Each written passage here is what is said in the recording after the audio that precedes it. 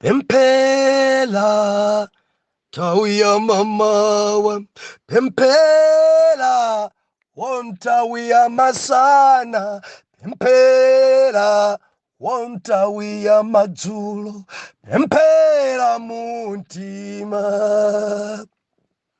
pempela, pempela, pempela tawia mamawa, pempela entawia usiku, pempela muntima.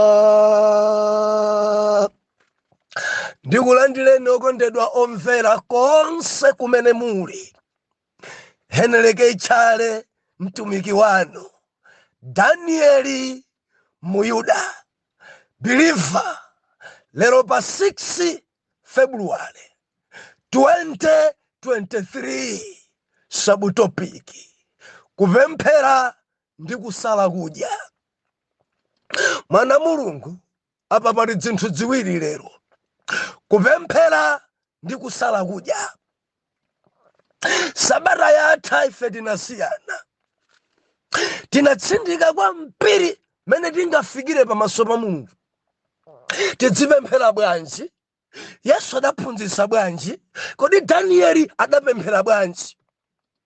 Ndife timaona sabata yathayi kuti ambiri amangokhala focus pa chosowa chawo, ambiri alibe nthawi zomulemekeza Mulungu, ambiri sadziwa amene angapempherere, ambiri ngangwaso kwa ambiri, ambiri amavutika ndi kumangomkwizinga mafunso Mulungu. Chifukwa chani Ambuye mukulola nyengo zanga zikhale zolimba? Chifukwa chani Ambuye matenda kundigwidzinga chonchi? Chifukwa chani Ambuye ine sindikubereka? Chifukwa chani Ambuye ine business yanga ikutsika? Chifukwa chani? Chifukwa chani? Why? No. Believe tinaphunzira kunena kuti ife ngati ana ayawe, Ayuda opembedzera, timayamba kumtamanda ndi kumkweza Mulungu.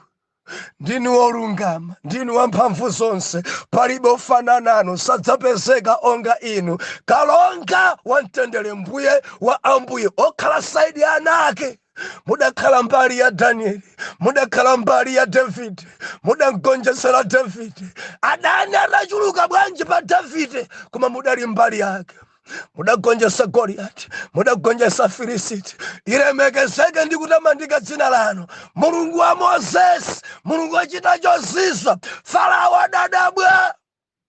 Mulemekezeni Mulungu. Mukudziwa ziti, believer, mukudziwa zamphamvu ziti zimene Mulungu amene mumpembedza inu adachita. Mulemekezeni chifukwa cha mphamvu zake, mulemekezeni chifukwa cha chilengedwe chake, mulemekezeni chifukwa cha moyo wanu, mulemekezeni chifukwa cha zozizwa zimene achita pa moyo wanu komanso pa utumiki.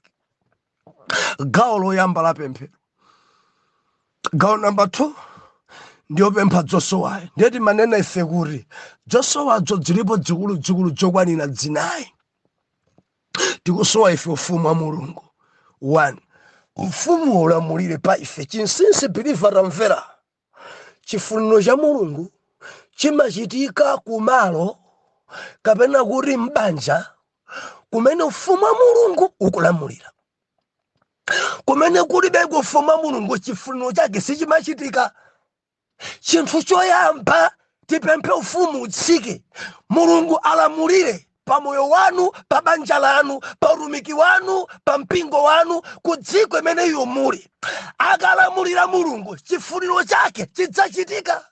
Koma ngati Mulungu sakulamulira konko, chifuniro cha Mulungu sichichitika.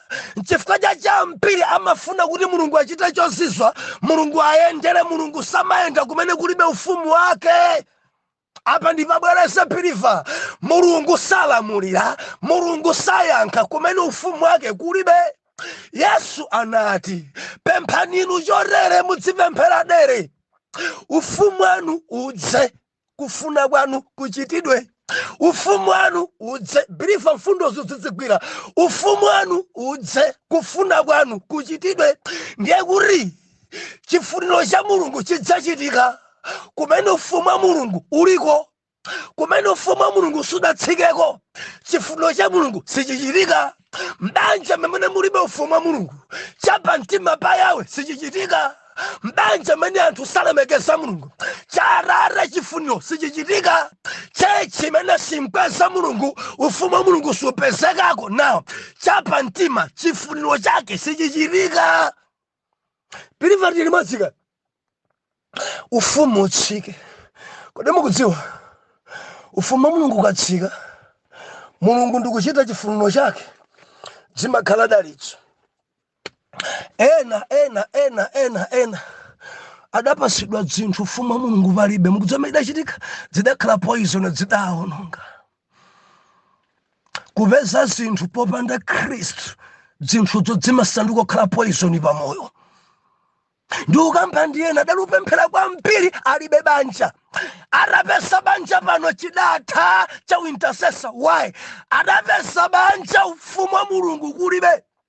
Mamuna amene adampeza adaletsa kupembedzera, adaletsa kupita kukwayala, adaletsa kupita m'misonkhano, adachosesa mpingo. Kuyambira pano sinifuna kumva za Yesu wako pano. Ndisadzamve pano kundisokosa wina kumapemphera kuchipinda kuno. Ndikadzakupesa ndikupemphera kuena amapandidwa mapama akupemphera. Wayi adapeza banja Yesu kulibe. Bilifa chofunika choyamba ndi ufumu wa Mulungu. Tikamapeza banja tili ndi Mulungu, banja imakhala dalitso. Tikamapeza chuma tili ndi Mulungu, chuma cho chimakhala dalitso. Koma ambiri chuma cha alumaza, ambiri chuma apenga nacho. Wayi adachipeza palibe Yesu. Palibe Yesu. Choyamba ndi ufumu. Ufumu ukapezeka, ufumu ukapezeka, chifuniro cha Mulungu chimachitika. I believe ndikulankhula kwa wina wake akundivomereza busa mukulankhula ndine. Mukulankhula ndine kale ninkakonda kwambiri Mulungu ndili mphawi. Pano kandalama kadambo peseka chidwi changa chidatsika funso mkumati chidatsogola ncha. Maha Mulungu akuti yambani mwathanga ufumu wa Mulungu ndipo zonse zimene mukuzifuna zidzapasidwa painu. Saka nikaye ufumu wa Mulungu. Endi chaka cha 2023 tili pa mutu umene kumfunafuna Mulungu kwambiri kuposa chaka chatha. Tikampeza Mulungu ali nadzo zinthu Mulungu, ali ndi zonuna Mulungu, ali ndzaulemerero Mulungu. Koma tisayambe kufuna zinthu za Mulunguzo. Tiyambe nafuna Mulunguyo, tikampeza Mulunguyo adzatipasa zinthu zakezo.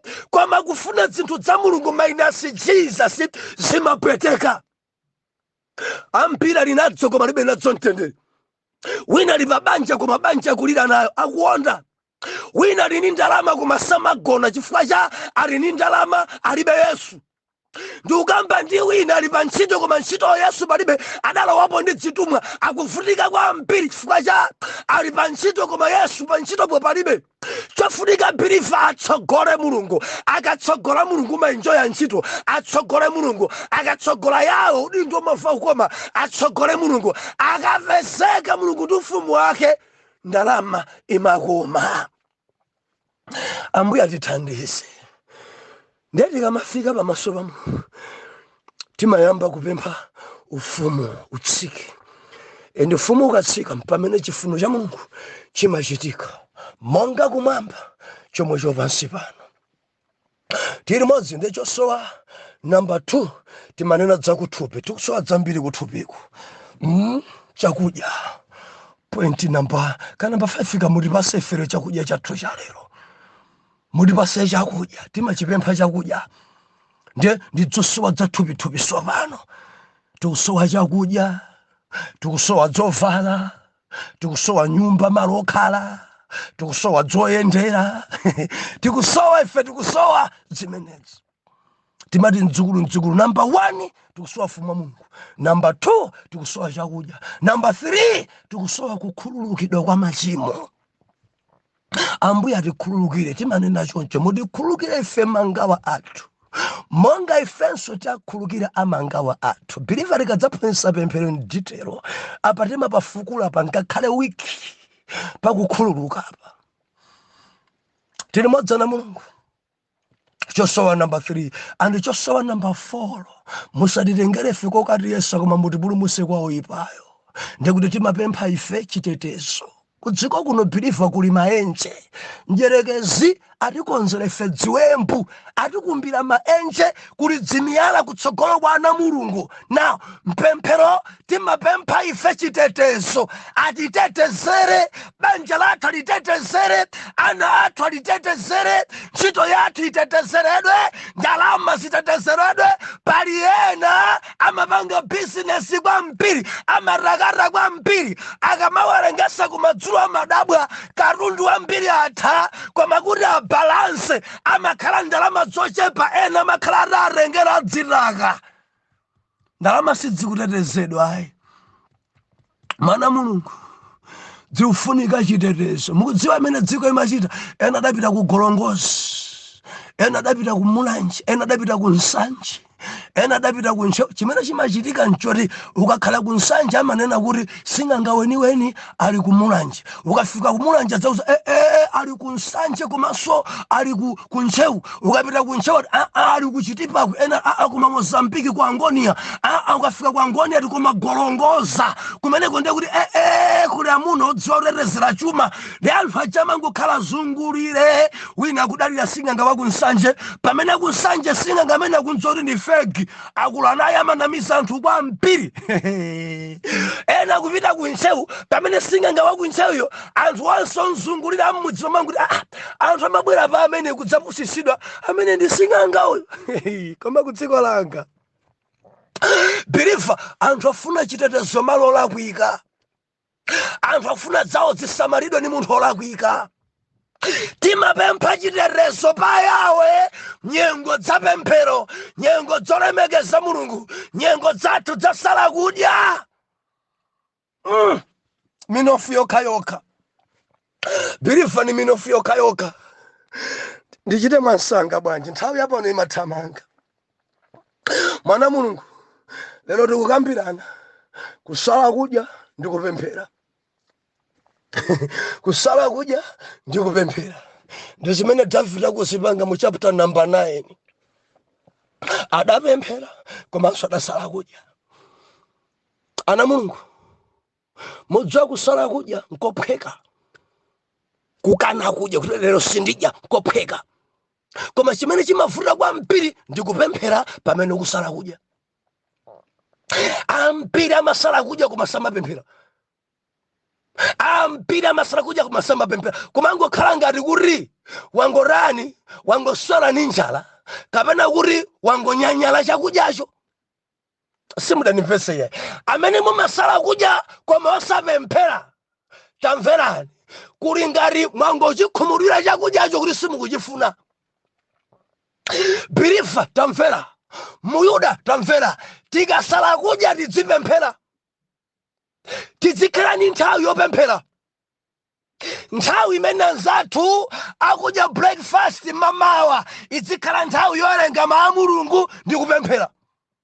Kaikhala 30 minutes, kaikhala 1 hour, nthawi imene mwanena kuti ndikusala kudya lero, dzukani mamawa kama chama round 5 mwerenga Baibulo yanu kenako mupemphera. Ambuye ziko mfa ya tsiku la lero ndadzipatulira pa inu, lero ndi tsiku lanu. Ambuye Yesu sindikudya sindikumwa, zakudya zonse ndazisiya kumbuyo, ndazisendezesa chifupi nanu. Mutawerenga vesi yanu mutalimbikitsika, muyamba kumulemekeza Mulungu ndi kumtamanda Mulungu. Nthawi zosala kudya timati kusala kudya ndi kupemphera. Koma mukangosala kudya osapemphera umakhala ngati mwina mwalongololana kapena kuti mwayambana ndi amuna anu ndi mwasankha kuti musadye. Mundivomerezana Mulungu, kusala kudya nkophweka kwambiri, kophweka. Ndimakonda kulankhula choncho kuti azimayi sizimavuta, sizimavuta azimayi. Kungomva zoti amuna anu akuyenda ndi mayi wako kuti tsiku limene sangadye or 2 days, 2 days, koma mudzapita sakupemphera koma angokhumudwa, akhumudwa kwambiri, nkhope kuyipisa, zona munanga akabwera ngati kuja mono sapasana chakudya sakudya kugona sinthamalo sala kudya nkopheka koma kupemphera. Ayuda tamverani, mudzisala kudya komanso kupemphera, mudzisala kudya komanso kupemphera. Nthawi ya lanchi masana pamene ena akudya iwe kupinda mawondo pemphera. Mulemekeze Mulungu, mtamande, pereka zimene wasalira kudya. Kumadzulo sadamasule mwana Mulungu tamvera yampaso wapemphera kenako dalisa poliji yako kandi ti imene kudya kumadzulo piliriza kudya utamasula. Koma pemphero ikufunika, pemphera mamawa, pemphera masana, pemphera madzulo, tidzisala kudya komanso kupemphera. Pemphera ena renga 30 days, ena 40 days. Saa pemphera olo kuchoka mama mpaka na madzulo mangokhala busy ntchito zawo kumangogwiragwira basi ona madzulo kango masulaso kupemphera papena afuna kumwa polichi. Alibe nthawi yopinda mawondo nchifukwa cha champira masala kudya kumasamalandira. Kupemphera atambwali pa pemphero koma kudziwa kunyanyala chakudya. Akangoti ayamba ena amayendesa galimoto bwanji ndi kusala kudya 40 days.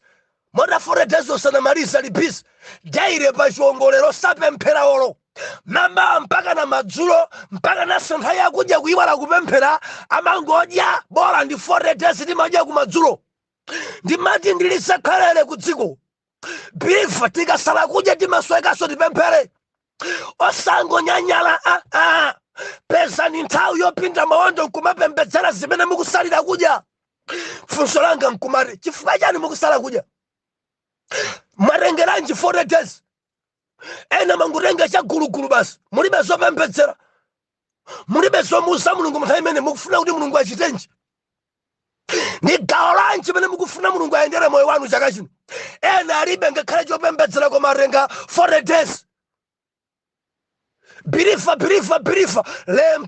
lemba upemphera mwana wanu, lemba upemphera chaka chikuchitikenji, lemba zipembedzera zimenezo masiku ako 40 umone kukhulupirika kwa Mulungu. Ambuye atithandize. Haleluya. Ndiye ndibwereze kunena kuti tikasala kudya tisamasungise chakudya. Tikasala kudya ni nthawi yogawa. Tikasala kudya Mulungu amafuna tuonese chifundo chathu kwa ena. Zimene ife tidanena kudya tapase ena atidyere. Ena atidyere m'malo mwathu. Zomveka mwana Mulungu. Ena adye m'malo mwathu. Osasungisa. Osalengezanso yayi. Mudzisamba. Kusamba. Ena makhala mdzima nthongo m'maso kuyang'ana m'milomo kuchita kutuwa usinini kukumana naye kulankhula mpaka na uchita anunkha. Banja ati ndi 40 days kusambanso asiti kusamba. Tsitsi mene ili banja tidzamera after 40 days tidzamera. inu werengani ku Mateyu koma iwe posala kudya Aguri samba dzola mutu wako usalengezese kwa ena koma Atate wako wakumwamba akadzakuona iwe adzakubwezera mphotho. Sisi chazoima pachulu ndatenga 40 kuwapeza ena akudya ti mukudya ino ndatenga 40 days inu mukudya ine mukona kuondako mukona mkono wanga ngonenepa koso mwana ni mimba yanga yaphera mimba yanga ero ndi day number 35 mimba yanga moyona yaphera kuteku ndikamba kudya mudzadabwa chimimba changa chitsamba kunenepa mukona bwanji mwendo wangawo nkhope yanga mukuona bwanji ikuoneka yoondaondako choncho ndikuoneka wasilimu ine sini wasilimu koma chifukwa cha 40 days anthu orere wasamalandira zinthu. Usachite lengeza, usachite imba chitoliro.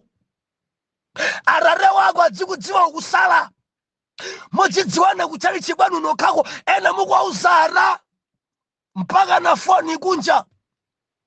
mawanga mudzamva kutsika ndi kusala koma abale kudziko lino mawangawa mudzamva kutsika chonchitika malankhulana ndatenga 40 days to 2023 panopa ndisere chakuti pompa rikhati kumaliza muti voice yanga tsika kwambiri njala ya njala ine njala kusala kudya kwa mtundu wanji ungalandire choncho oh hallelujah.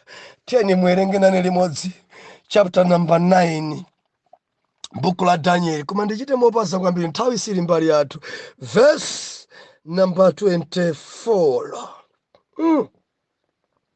24 masabata makumi asanu ndi awiri alamulidwira anthu a mtundu wako ndi mudzi wako wopatulika kumaliza cholakwa chawo ndi kutsiriza machimo ndi kutetezera mphulupulu ndi kufikitsa chilungamo chosalekeza ndi kukhomera chizindikiro masomphenya ndi zonenera ndi kudzoza malo opatulika. Kani 25 dziwa tsono nizindikire kuti kuyambira kutuluka lamulo lakukonzanso ndi kumanga Yerusalemu kufikira wadzozedwayo ndiye kalonga kudzakhala masabata asanu ndi awiri ndi masabata makumi asanu ndi limodzi mphambu awiri magwalala ndi chempha chomangiridwamo koma mu nthawi ya mavuto. 26 ndipo atapita masabata makumi asanu ndi limodzi mphambu awiri wadzozedwayo adzalikhidwa nadzakhala opanda kanthu ndi anthu akalonga akudzayo adzawononga mudzi ndi opatulika ndi kutsiriza kwace kudzakhala kwa chigumula ndi kufikira chimaliziro chakukhala nkhondo chipasuko cholembedwamo. Haleluya. Mwana Mulungu chapter 9 kumapetopeto akutanthauzira zimene Danieli adaona, zimene mtumiki wa Mulungu adapenya. Musaiwale ndi chaputala cha pemphero. Muyuda uyu awupemphera awulemekeza koma adaona zinthu chidampangisa Danieli kuti apembedzere, kuti asale kudya, kuti asendeze chifupi ndi Mulungu. Bwinja fuko lace zinthu zidavuta ndiye Danieli adakumbukira nthawi ija koneka ngati adusa nthawi ija adusa mu chapter 9 chimene chibirifu tikuona mwefe kukhudzika kwa Danieli ndi dziko lake kuti lidakhala bwinja kwa zaka 70. Chifukwa choyamba chimene Mulungu adapangisira dziko likukhala bwinja ndi uchimo. Mwana Mulungu uchimo Mulungu amavomereza kuti dziko ikhale bwinja. Uchimo Mulungu amavomereza kuti mtundu ukulukutike. Uchimo Mulungu amalekerera ana ake mpaka natazindikira kuti kuli Mulungu ku dziko. Mulungu adalekerera, Mulungu adasiya kuti adani aumbudze, adani awo apose mphamvu chifukwa cha uchimo. Ndimati ndilize khalere biliva ukamapemphera ukuchita uchimo Mulungu amakulekerera kuti adani akubabade akulikite. Ukamapemphera ukuchita phada mvetsera Mulungu amalekerera kuti business yako isokonekere. Ukamapemphera ukuchita phada amakuchosera mdzodzo. Idzo zikuchitikazi Danieli adazindikira ndi uchimo umene wapangisa zimenezo ndi uchimo. Endi chachiwiri chimene Danieli adazindikira nchonena kuti mzinda wake dziko lake sidapumwisidwe, kupuma kudalibe kwa zaka zambirimbiri. ndi kuti mutsimikizire chimene ndikulankhula panochi mukalenga buku la Jeremiah chapter number 25 verse number 11, Jeremiah 29 verse number 10, 2 chapter number 36 verse 15 to 21. Mulungu adaulekerera mzindawo. Choyamba uchimo, chachiwiri Mulungu adatumiza anthu amene waku ukapolo kuti dziko lipume kulingana ndi mawu ake. Leviticus 25 verse number 1 mpaka na 4, 2:36 21. Dziko lipume. Sadaipumise dziko anthuwa kwa zaka. Kama Mulungu amene ni Mulungu wopsa kwambiri. Anthu wa dziko sadaipumise kwa zaka zochuluka. Ne Mulungu adalola, Mulungu adalekerera, Mulungu adapereka kuri akhale akapolo, kuri azunzike, kuri akumane mbonaona.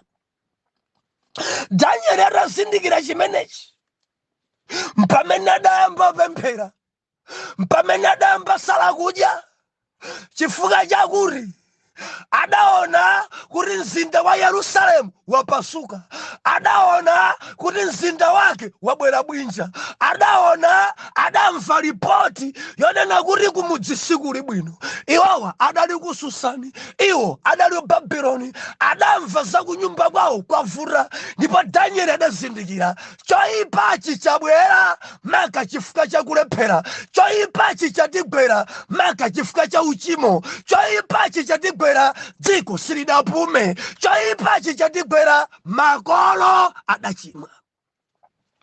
Nge Daniel adauvala uchimo.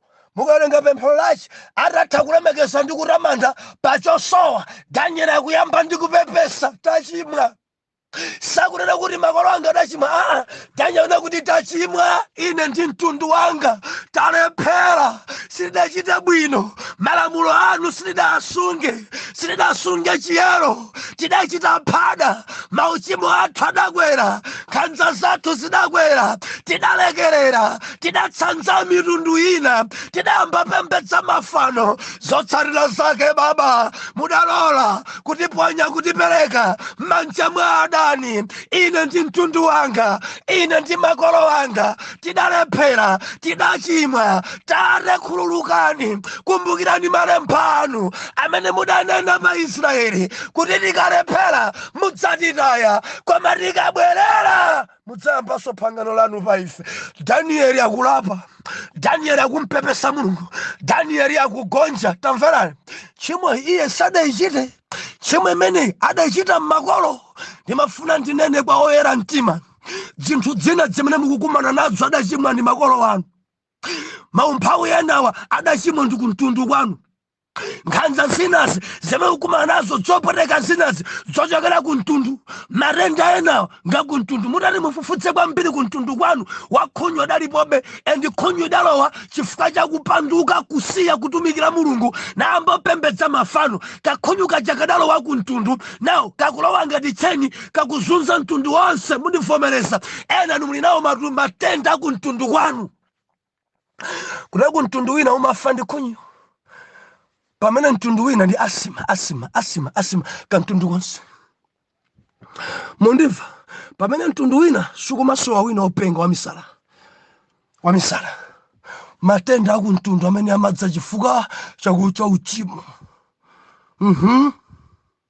Kamtundu konse kamitala mitala, gogo awo adali wa mitala, bwela bwanji ankolo awo, braza awo, onse kamtundu kamitala kokakoka. Zakuntundu izi, zakuntundu, kuntundu konse kusowa pabanja, kuntundu konse. Kuyang'ana sister woyamba adaberekana 9 opanda mamuna olozeka, sister wachiwiri chimodzimodzi, aliyense amangobala. Palibepo wakubanja ana onse ali pamudzi pa bambo awo ali phi. Dzinazi adapalamula m'makolo izi. nyazimacheni zimangodusabe mpaka na kuntundu konseko. Endi chimene chikuchitabe ndimati nene Danieli adadzuka nkunena kuti tachimwa, ine ndi mtundu wanga tachimwa, Ambuye khululukani, chosani chopweteka, wabwera bwinja Jerusalemu, sidzikuyenda, adani aliposa mphamvu, sidzikuyenda, mutikumbukire adapemphera Danieli. Ambuye atithandize, ndimati ndilangize, pempherani komanso salani kudya. Vesi ndawerengayi mondilondole mmawa chifukwa ndi matanthauzo azimene zikuyamba chapter number 9. Atate, m'dzina la Yesu lolani muime saidi yathu, zina tikukumana nazo zadachimwa ndi makulu, tikhululukireni m'dzina la Yesu. Oyera mtima tiyankhe kuti amen and amen.